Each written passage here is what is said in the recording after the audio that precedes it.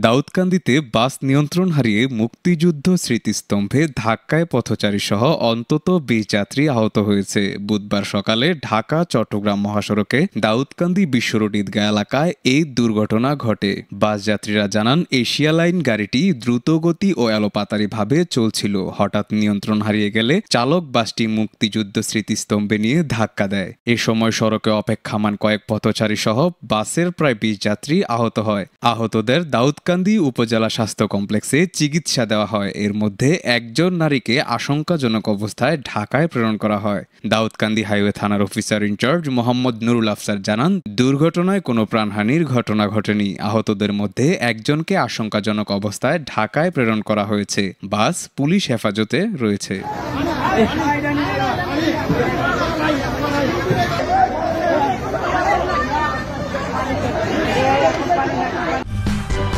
সূচনা community.tv বিনোদনের পাশাপাশি খবর।